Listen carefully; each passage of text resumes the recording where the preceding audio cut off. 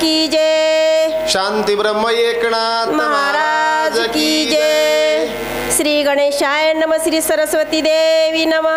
नवग्रहांची पिढा गाडी ते रावणे घातले बांधवडी पायी घालून या बडी पायरी बुडी अडकवले.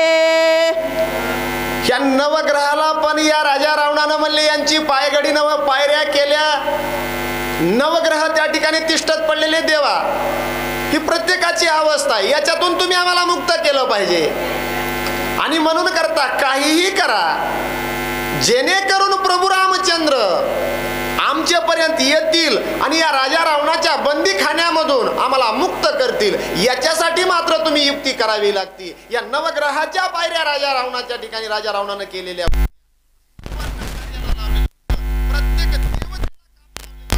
नाही केलं की म्हणले हे काय हाय गई करीत नाहीत, हे धावतच येतंय बाबा. आणि त्या ठिकाणी म्हणले काय व्हावं लागतं या आम्हाला त्या ठिकाणी अनेक दंड पण त्या ठिकाणी शिक्षा भोगावी लागते. देवा याच्यातून मुक्त करा असं ब्रह्मदेवाला सांगू लागले. राहू केतू शनी अंगारी त्याची पिढा सुरासुरी रावणे करोनिया पायरी मंचकावरी वेदंतू. राहू केतू भोम शनी मंगळ हे ग्रह म्हणले पीडा करणारे. या राक्षसांचा अंत झाला असता पण यांना पण कामाला लावलं म्हणले. यांनाही बंदिस्त केलं, आपल्या मंचकाच्या ठिकाणी विराजमान केलं. मी सांगन ते काम करायचं. नावच होतं त्यांचं दशानन. आणि मग ही या दशाननानं राजा रावणानं प्रत्येकाची अवस्था केलेली होती. म्हणून सर्वजण या बाबाच्या बंदीखान्यामध्ये अडकलेले होते. प्रत्येक नवग्रह असू द्या, शनिदेव असू द्या, राहू असू द्या, केतू असू द्या, या सर्वांना चाकरी करण्याकरता सेवा करण्याकरता कार्य सांगत होते हे राजा रावण. आणि म्हणून सर्वजण तिष्ठत होते, ताहिमाम करत होते. कधी आम्ही याच्यातून मुक्त होऊ अशी अवस्था सर्वांची नाथ बाबा सांगू लागले. विघ्न राहू नक्षके जा पुढे तो गणेश होऊनी बापुडे गाडवांचे कळप गाडे चहूकडे वळतसे. वक्रतुंड महाकाय सूर्यकोटी समप्रभ निर्विघ्नं कुरु मे देव सर्व कार्येषु सर्वदा. कुठलंच कार्य आपण श्री गणेशाय केल्याशिवाय करत नाहीत. कशामुळं आलेलं विघ्न निर्विघ्न. विघ्नाचं न्यूटन करणारी देवता कोण म्हणले? गणपती बाप्पा. पण हे गणपती बाप्पा राजा रावणाच्या लंकेमध्ये दरबारामध्ये सेवा लावली होती त्यांना. कशाची सेवा? गजानन गाढव वळी गाढव राखण्याची सेवा या राजा रावणानं दिलेली होती गणपती बाप्पाला. काय अवस्था होती सर्व देवतेची. म्हणून सर्वजण विनंती करत होते, सर्वजण असणारे याचना करत होते, नवे नवे ध्यान धारणा करत होते की कधी प्रभू रामचंद्र या ठिकाणी येतील, कधी आमची मुक्तता करतील. म्हणून ही सर्वांची अवस्था नाथ बाबा आपल्याला सांगू लागले. अग्नी सापदा भुवास रावणांचे मळे असोस नाना परीचे स्पर्श दोष धूतर्निसी धूपदीपती. अग्निदेवताय नमः, वरुण देवताय नमः, जल देवताय नमः. हे सर्व देवताय महा म्हणतो आपण. आणि अग्नीला काय काम लावलं होतं माहिती का? कपडे धुवायचे. कपडे आणि कुणाचे? गहनो कर्म गती. वाट्याला आलेलं कर्म देवाला चुकत नाही, माणसाला तर नाहीच नाही. आणि हे चुकवण्यासाठी एकच करता येतंय, अशा धर्म मंडपामध्ये येऊन एका जनार्दनी भोग प्रारब्धाचा हरी कृपे त्याचा नाश झाला. तो नाश करता येतोय, अनेक मार्गाने करता येतोय. कायनं वाचन मनानं. कुणी असणारा काय करील? श्रमदान करील. कुणी असणारा अन्नदान करील. कुणी ज्ञानदान करील. कुणी द्रव्यदान करील.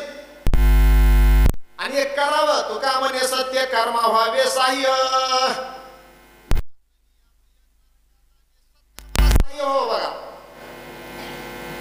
आणि सत्कर्माला सहाय्य झाल्याच्या नंतर त्या पुण्यानं आपलं काहीतरी द्रव्यदान केलं पाहिजे.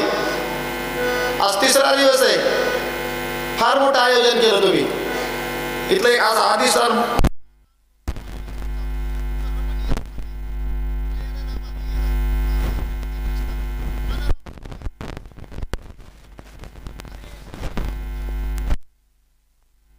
भगवान शिवशंकरांनी या ठिकाणी अधिष्ठान स्थापन असतं त्यांचं असताना आणि तुम्ही हे सर्व आयोजन केले, पण याच्यासाठी काय लागतंय?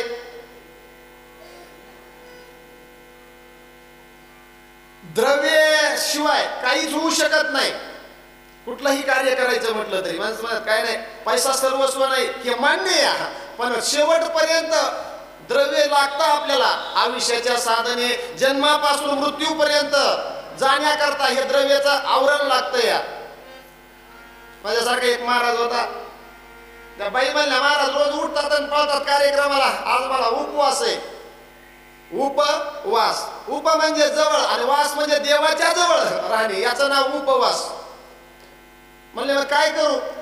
म्हणजे येता येता काय करा, थोड्याशा केळी घेऊन या, मला उपवास आहे.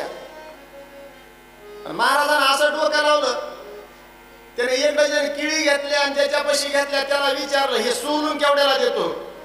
ते मला डझनचे 40 झाले आणि सोलून देण्याचे 10, असे 50 रुपये द्या. त्या महाराजांना त्या 1 डझन केळी सोलून घेतल्या, एका कॅरी बॅग मध्ये टाकल्या आणि घराकडे घेऊन येऊ लागले. वाटेत किराणा दुकान होतं, किराणा दुकानावर गेले. ते म्हणले अय दुकानदार, टाक ह्याच्यात 1 किलो साखर. कसे? 1 डझन केळीमध्ये सोललेल्या. ते घरी घेऊन आले, मालकीने बसले. मग ते म्हणले हो हे बघा तुम्हाला उपवासासाठी. ते ठेवलं किचन वाटेवर, त्याने बघितलं, म्हणलं माय खरंच आहे की. त्याच्यानंतर मी म्हणते तुम्हाला काही कळत नाही, आमच्या मालकाला काही कळत नाही. आहे काय आणलं? म्हणजे उपासाला केळी आणल्या. म्हणजे असे आणीत नसते तर खायच्यातच ना. म्हणजे केळी घरापर्यंत येण्याकरता त्याला आवरण म्हणजे साल्ट ठेवावं लागतं.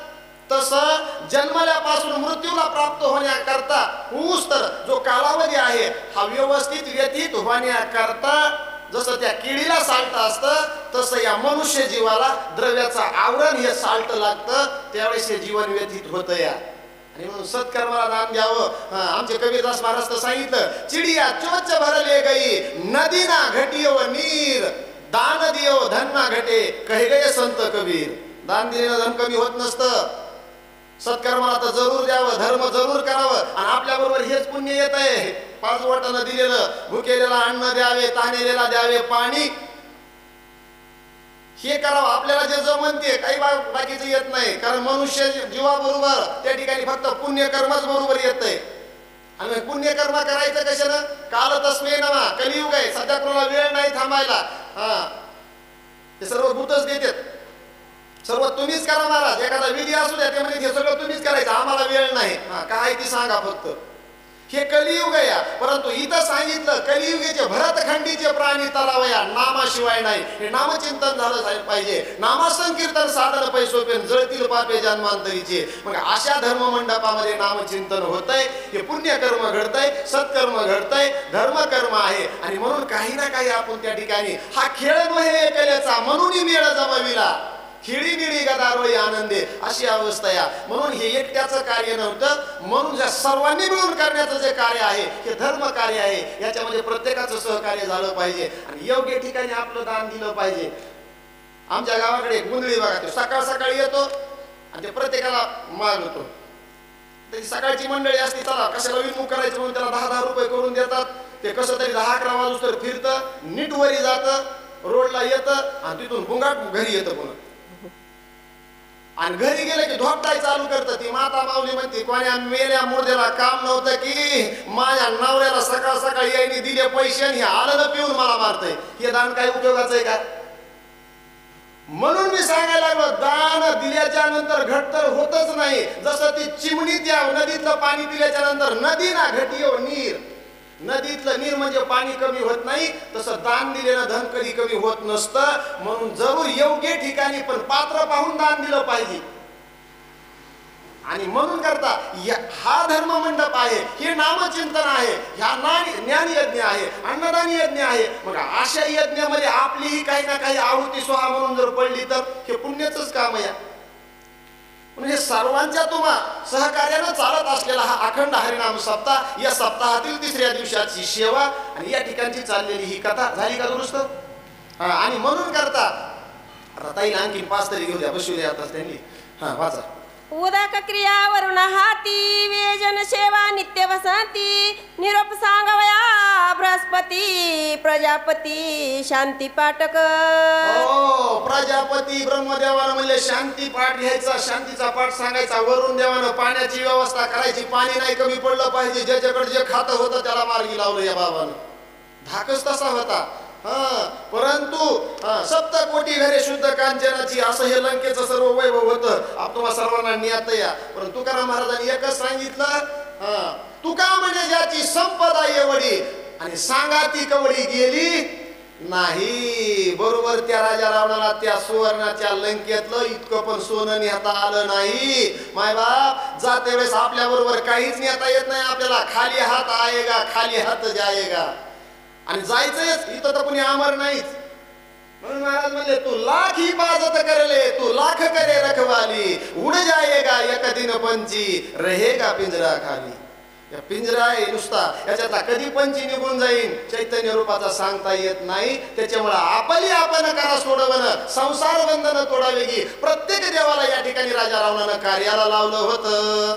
आयशे आम्ही देव समास्त रावणाचे नित्यांकित लंकेशी आलिया रघुनाथ बंधन निर्मुक्त करीला.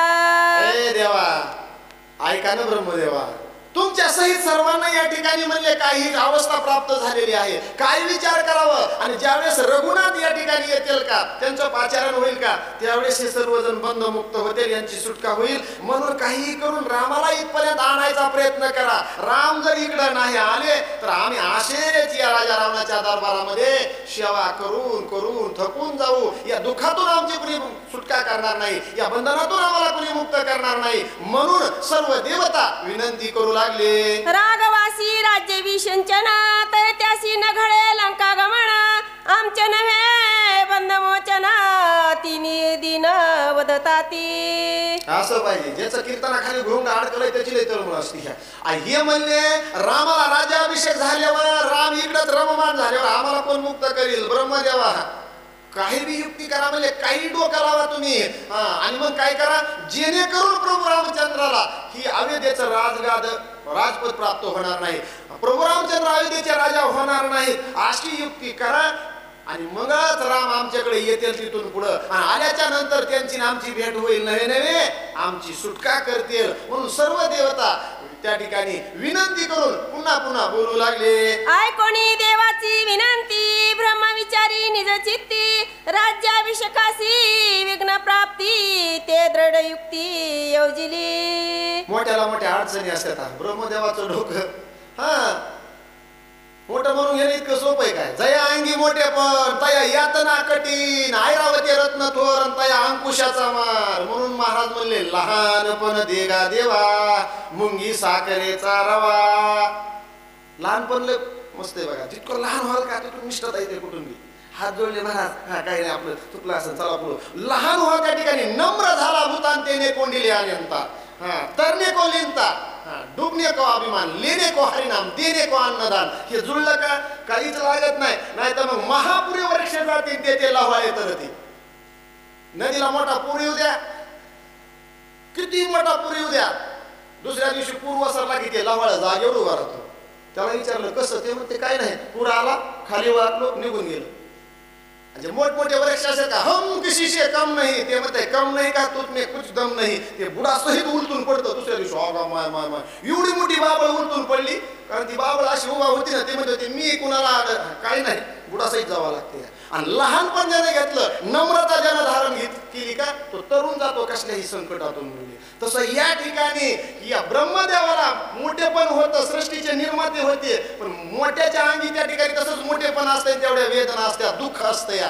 आणि म्हणून ब्रह्मदेवाला विचार करायला लावला. देवा आता काय करावं, ब्रह्मदेव विचार करू लागले. प्रभू रामचंद्राच्या राज्याभिषेक सोहळ्यामध्ये कशा पद्धतीने विघ्न आणावं लागेल, काय युक्ती करावी लागेल, याच्याकडे चिंतन ब्रह्मदेव करू लागले. अविद्येचा ती लाकडा कार्यनाशास यती नेटका विघ्न करावया रामाभिषेका विकल्प देखा धाडीला.